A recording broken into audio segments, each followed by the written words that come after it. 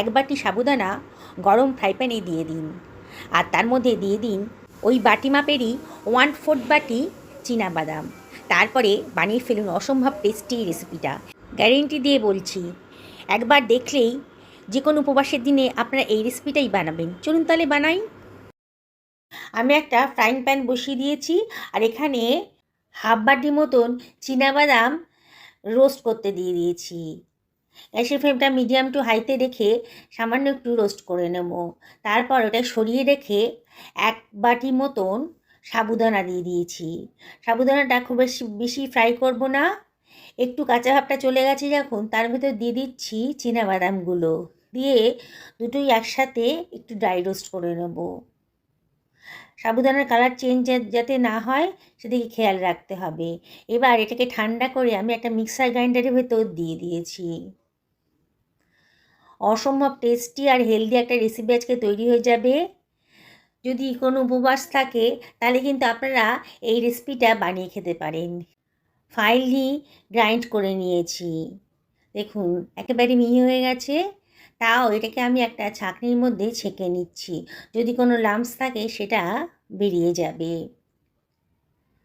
পুরোটাই আমি ছেঁকে নেব এইভাবে।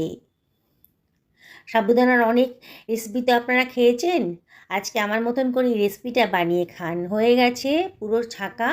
এবার কতগুলো কারি পাতা নিয়ে নিয়েছি, কারি পাতাগুলো কুচি কুচি করে কেটে নিলাম। কাটা ধনে পাতাও নিয়ে নিয়েছি, ধনে পাতাটাকেও আমি কুচি কুচি করে কেটে নিচ্ছি। এবার নিয়ে নিচ্ছি 1 ইঞ্চি পরিমাণ আদা। আদাটাকে আমি ফাইনলি গ্রেট করে নিলাম। কতগুলো কাঁচা লঙ্কা নিয়েছি, কাঁচা লঙ্কাটাও আমি গ্রেটারের সাহায্যে গ্রেট করে নিয়েছি।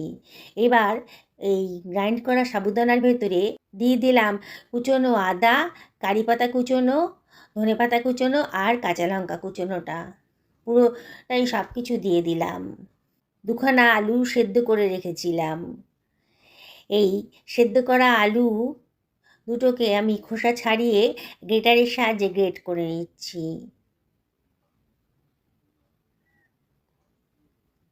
এবার দিয়ে দিচ্ছি 1 টেবিল চামচ পরিমাণ লবণ, 1 টেবিল চামচ চিলি ফ্লেক্সও দিয়ে দিলাম। দিয়ে সব কিছু ভালো করে মিশিয়ে নিচ্ছি। প্রথমে জল দেব না, আলুর ভেতর যে মশলাটা আছে সেইভাবেই মেখে নেব। পরে যদি প্রয়োজন হয় তাহলে জল দেবো। আমি হাফ বাটির মতো জল নিয়েছি, আর অল্প অল্প করে জল দিয়ে সাবুদানাটাকে মেখে নিচ্ছি। খুব ঠেসে ঠেসে মাখতে হবে, আর অল্প অল্প করে জল দিতে হবে। দেখুন সুন্দর করে একটা নরম মতন ডো আমি তৈরি করে ফেললাম।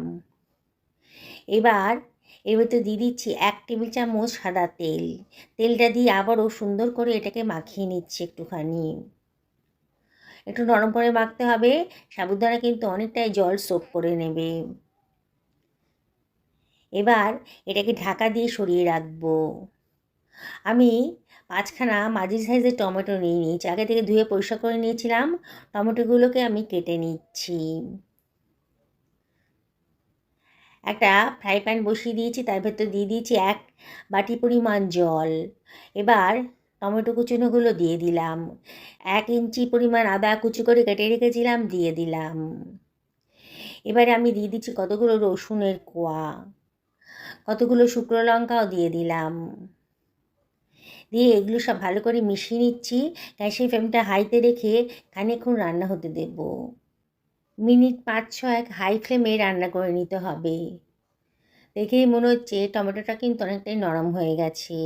এবার একটা চিমটার সাহায্যে টমেটোর খোসাগুলো আমি বাদ দিয়ে দেব। গ্যাসের ফ্লেমটা অফ করে দিয়েছি। এবার এটাকে আমি ঠান্ডা করতে দেব।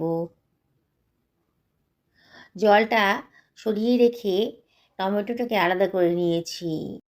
ঠান্ডা করে টমেটোটাকে একটা মিক্সার গ্রাইন্ডারের ভেতর দিয়ে দিয়েছি। তার ভেতর দিয়ে দিলাম 1 টেবিল চামচ লবণ, হাফ টেবিল চামচ বিট লবণ, 1 টেবিল চামচ চিনি, খানিকটা পুদিনা পাতা, আর দিয়ে দিলাম বেশ খানিকটা ধনে পাতা কুচি।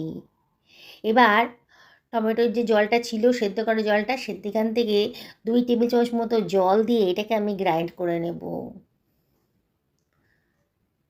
দেখুন কত সুন্দর একটা স্মুথ পেস্ট তৈরি হয়ে গেছে, দারুণ সুন্দর ফ্লেভারও বেরোচ্ছে। থিকনেসটা দেখুন।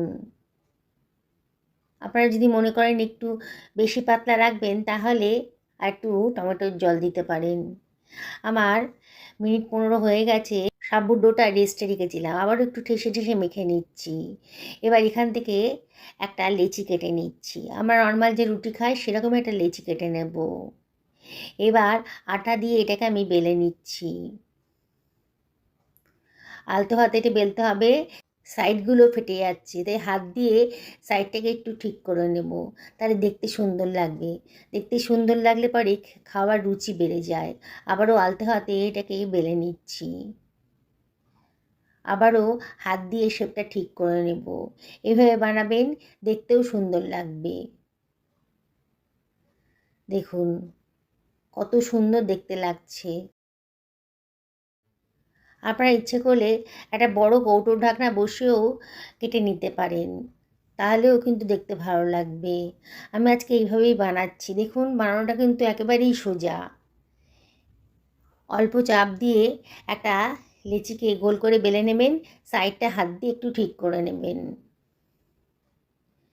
আবারও আলতো হাতে এটাকে বেলে নিয়ে সাইডটা ঠিক করে নিলেই হয়ে যাবে।